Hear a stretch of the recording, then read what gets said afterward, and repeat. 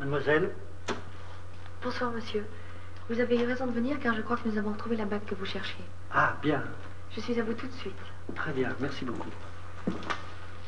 Alors, mademoiselle, je peux partir? Vous fermerez? Bien sûr, Gustave.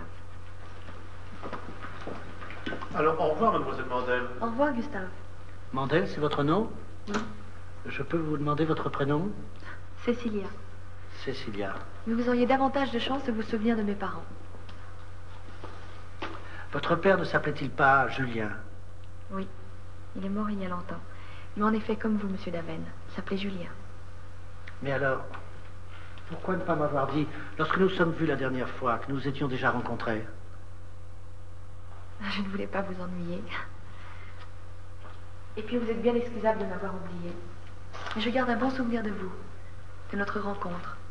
Je n'étais qu'une adolescente et les gens me faisaient peur. À vrai dire, tout me faisait peur. Or, tout un après-midi, vous m'avez parlé comme à une adulte, sans ironie.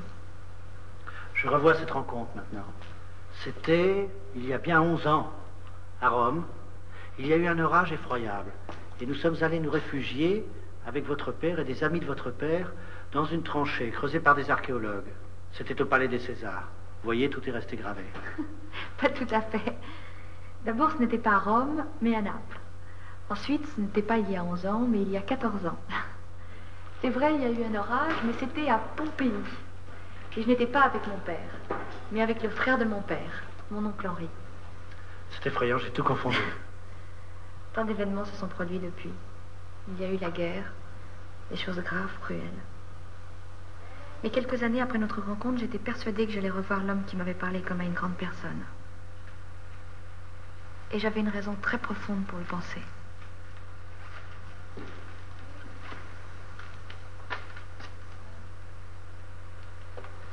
Monsieur Davenne, vous êtes impatient de voir votre bague et je vous retarde. Oui, pardonnez-moi.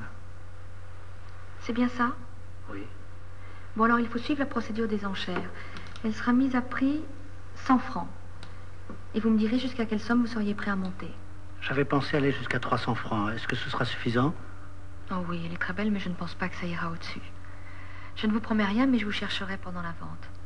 Bien sûr, je ne peux pas vous assurer... C'est que je préférerais ne pas assister aux enchères. C'est un spectacle pénible pour moi. Je comprends. Et bien que la personne qui vous représente se fasse connaître avant le début de la vente. Ce sera Madame Rambaud, ma gouvernante. Très bien. Est-ce que je peux revoir la bague, s'il vous plaît? Bien sûr.